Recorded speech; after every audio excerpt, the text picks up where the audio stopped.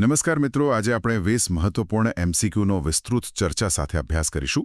દરેક પ્રશ્નનો સાચો જવાબ અને સંપૂર્ણ સમજણ સાથે ચર્ચા કરીશું. આ વિશેષ ચર્ચા ખાસ કરીને ટીએટી હાયર સેકન્ડરીની પરીક્ષા માટે તૈયાર કરવામાં આવી છે. બિલકુલ. અને આજે આપણું ફોકસ ધોરણ 11ના પ્રકરણ 3 એમ ઉગાર્યો ચંદ્રહાસ પર રહેશે. મહાકવિ પ્રેમાનંદની આ રચના ખરેખર અદ્ભુત છે. હા, અને આમાંથી સ્પર્ધાત્મક પરીક્ષાઓમાં કોન્સેપ્ટ આધારિત ઘણા પ્રશ્નો પૂછાય છે. તો સમય બગાડ્યા વિના આપણે સીધી જ પ્રશ્નોત્તરી શરૂ કરીએ. ચોક્કસ. ચલો શરૂ કરીએ.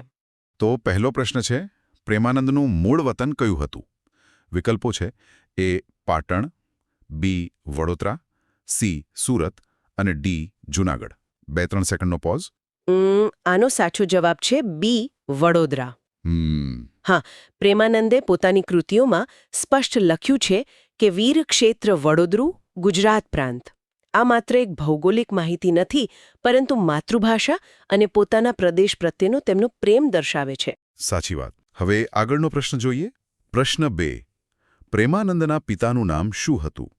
વિકલ્પો છે એ કૃષ્ણરામ ભટ્ટ, બી ગોવર્ધનરામ, સી શામળદાસ અને ડી પુરુષોત્તમ. 2-3 સેકન્ડનો પોઝ. સાચો જવાબ છે એ કૃષ્ણરામ ભટ્ટ. બરાબર. તેઓ જ્ઞાતિએ મેવાડા બ્રાહ્મણ હતા. સાહિત્યકારોની પૃષ્ઠભૂમિ અંગે પરીક્ષામાં આવા તથ્યો અવારનવાર પૂછાતા હોય છે. બિલકુલ. હવે આગળનો પ્રશ્ન જોઈએ.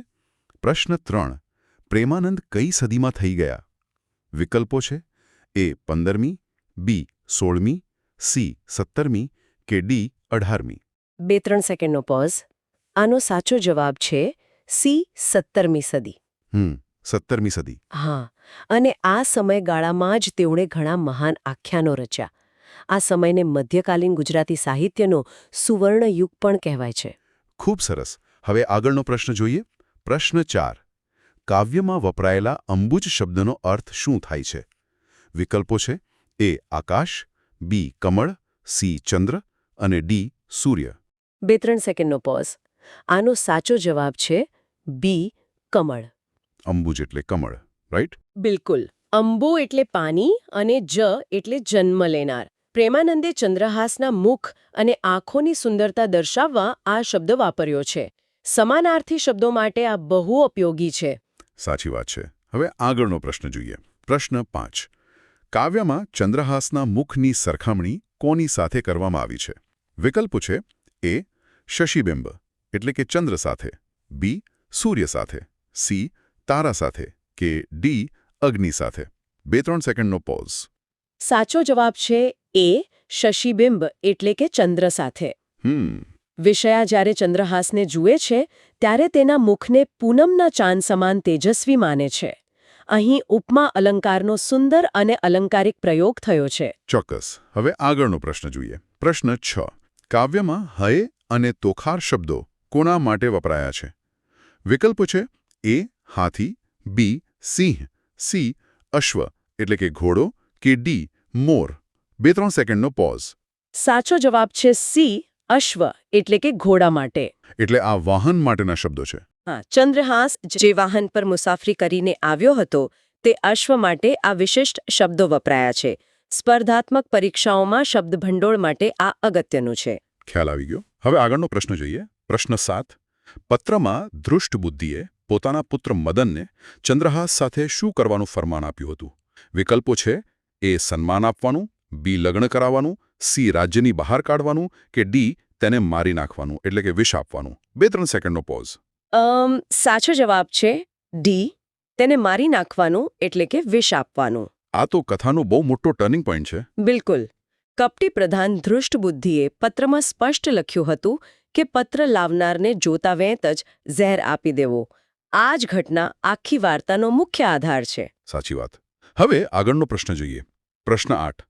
વિષયાની નજરમાં ચંદ્રહાસના હાથ એટલે કે કર કોના જેવા લાગતા હતા? વિકલ્પો છે એ કુંજર એટલે કે હાથીની સૂંઢ જેવા, બી સિંહના પંજા જેવા, સી કમર જેવા કે ડી લાકડી જેવા. 2-3 સેકન્ડનો પોઝ. સાચો જવાબ છે એ કુંજર એટલે કે હાથીની સૂંઢ જેવા. અચ્છા. એટલે હાથી. આ અર્થ પરીક્ષા માટે ખાસ યાદ રાખવો. પરફેક્ટ. હવે આગળનો પ્રશ્ન જોઈએ. પ્રશ્ન 9. કપોત શબ્દનો સાચો અર્થ શું છે જેની સાથે ચંદ્રહાસના કંઠની સરખામણી થઈ છે? વિકલ્પો છે: એ કોયલ, બી મોર, સી હંસ કે ડી કબૂતર. 2-3 સેકન્ડનો પોઝ. આનો સાચો જવાબ છે ડી કબૂતર. કપોત એટલે કબૂતર. સાચું. ચંદ્રહાસના સુડોળ ગળાની સરખામણી કબૂતરના કંઠ સાથે કરવામાં આવી છે. મધ્યકાલીન સાહિત્યમાં શારીરિક વર્ણન માટે આવી ઉપમાઓ બહુ પ્રચલિત હતી. બરાબર. હવે આગળનો પ્રશ્ન જોઈએ. પ્રશ્ન 10. વિષયાએ પત્રમાં નવો અક્ષર ઉમેરવા માટે પ્રવાહી અથવા જળ તરીકે શેનો ઉપયોગ કર્યો? વિકલ્પો છે: એ નદીના નીરનો, બી પોતાના આંસુનો, સી ફૂલના રસનો કે ડી પરસેવાનો. 2-3 સેકન્ડનો પોઝ. સાચો જવાબ છે બી પોતાના આંસુનો. આ બહુ ભાવનાત્મક દ્રશ્ય છે ને? બિલકુલ. જંગલમાં કાજળમાંથી શાહી બનાવવા પાણી નહોતું, એટલે વિષયાએ પોતાની આંખોમાંથી નીકળેલા પ્રેમાશ્રુનો ઉપયોગ કર્યો. આ પ્રેમ અને બુદ્ધિમત્તા બંનેનું પ્રતીક છે. બહુ જ સુંદર વર્ણન છે. હવે આગળનો પ્રશ્ન જોઈએ. પ્રશ્ન 11. ધૃષ્ટબુદ્ધિ કુંતલપુર રાજ્યમાં કયો હોદ્દો ધરાવતો હતો? વિકલ્પો છે: એ સેનાપતિ, બી ન્યાયાધીશ, સી અમાત્ય એટલે કે પ્રધાન કે ડી રાજા. 2-3 સેકન્ડનો પોઝ. સાચો જવાબ છે સી અમાત્ય એટલે કે પ્રધાન. તે કુંતલપુરના રાજાનો મુખ્યમંત્રી હતો અને આખા રાજ્યનો વહીવટ સંભાળતો હતો. સત્તાના લોભમાં જ તેણે આવું ષડયંત્ર રચ્યું હતું. સમજાયું. હવે આગળનો પ્રશ્ન જોઈએ. પ્રશ્ન 12. મુસાફરી કરતી વખતે ચંદ્રહાસે ગળામાં કયું આભૂષણ પહેર્યું હતું? વિકલ્પો છે: એ ફૂલોની માળા, બી રુદ્રાક્ષ, સી મોતીહાર એટલે કે મોતીની માળા કે ડી સોનાની ચેન. 2-3 સેકન્ડનો પોઝ. સાચો જવાબ છે સી મોતીહાર. કવિતામાં કોઈ ચોક્કસ પંક્તિ છે આના માટે? હા. શશિબિંબ પૂંઠે તારા એવો શોભે છે મોતીહાર. આ પંક્તિ સ્પષ્ટ કરે છે કે તેના ગળામાં મોતીનો હાર ખૂબ જ શોભી રહ્યો હતો. યાદ રાખવા જેવું છે. હવે આગળનો પ્રશ્ન જોઈએ. પ્રશ્ન 13. પ્રેમાનંદે પોતાના આખ્યાનોના વિષયવસ્તુ મોટે ભાગે શામાંથી લીધા છે? વિકલ્પો છે: એ ઐતિહાસિક ઘટનાઓમાંથી, બી રામાયણ મહાભારત અને પુરાણોમાંથી, સી લોકવાર્તાઓમાંથી કે ડી વિદેશી સાહિત્યમાંથી. 2-3 સેકન્ડનો પોઝ. સાચો જવાબ છે બી રામાયણ મહાભારત અને પુરાણોમાંથી. એટલે કે આપણા પ્રાચીન ગ્રંથોમાંથી. હા. નળાખ્યાન, ઓખાહરણ અને આ ચંદ્રહાસ આખ્યાન જેવા તેમના મોટાભાગના ગ્રંથો પૌરાણિક મહાકાવ્યો પર જ આધારિત છે. ખૂબ સરસ. હવે આગળનો પ્રશ્ન જોઈએ. પ્રશ્ન 14. ચંદ્રહાસનું આખ્યાન મૂળ કયા ગ્રંથ પર આધારિત છે? વિકલ્પો છે: એ રામાયણ, બી શિવપુરાણ, સી જૈમિની ભારત એટલે મહાભારત કે ડી ગરુડ પુરાણ. 2-3 સેકન્ડનો પોઝ. આ પરીક્ષા માટે બહુ જ અગત્યનો પ્રશ્ન છે. સાચો જવાબ છે સી જૈમિની ભારત. આ મહાભારતનો જ ભાગ છે. હા. આ કથા મહાભારતના અશ્વમેધ પર્વ અંતર્ગત આવતા જૈમિની ભારતમાંથી લેવામાં આવી છે. પરીક્ષાઓમાં કૃતિઓના મૂળ સ્ત્રોત વારંવાર પૂછાતા હોય છે. તો વિદ્યાર્થીઓએ આ ખાસ નોંધી લેવું. હવે આગળનો પ્રશ્ન જોઈએ. પ્રશ્ન 15. વિષયાપત્ર વાંચીને મનોમન પોતાના પિતા ધૃષ્ટબુદ્ધિને કેવા ગણાવે છે? વિકલ્પો છે: એ દયાળુ, બી પાપી અને નિર્દયી, સી ન્યાયી કે ડી અજ્ઞાની. 2-3 સેકન્ડનો પોઝ. સાચો જવાબ છે બી પાપી અને નિર્દયી. સ્વાભાવિક છે કે આવું ષડયંત્ર જોઈને એવું જ લાગે. બિલકુલ. એક સુંદર અને નિર્દોષ યુવાનને મારવાનું કાવતરું જોઈને તે પોતાના જ પિતાને મનોમન પાપી અને ક્રૂર માને છે. અહીં પાત્રનો આંતરિક સંઘર્ષ દેખાય છે. બરાબર. હવે આગળનો પ્રશ્ન જોઈએ. પ્રશ્ન 16. કાવ્યમાં સુકૃત શબ્દનો અર્થ શું થાય છે?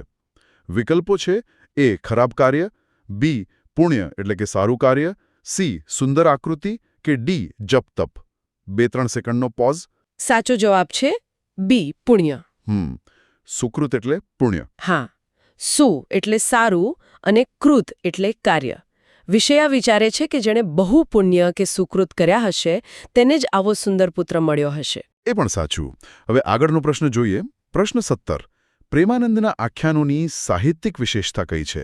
વિકલ્પો છે: એ માત્ર શૃંગાર રસમાં છે, બી ગદ્ય રૂપમાં છે, સી કડવાબદ્ધ છે કે ડી ફારસી ભાષામાં છે.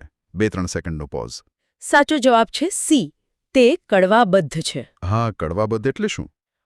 પ્રેમાનંદના બધા આખ્યાનો કડવા એટલે કે પ્રકરણોના વહેંચાયેલા છે.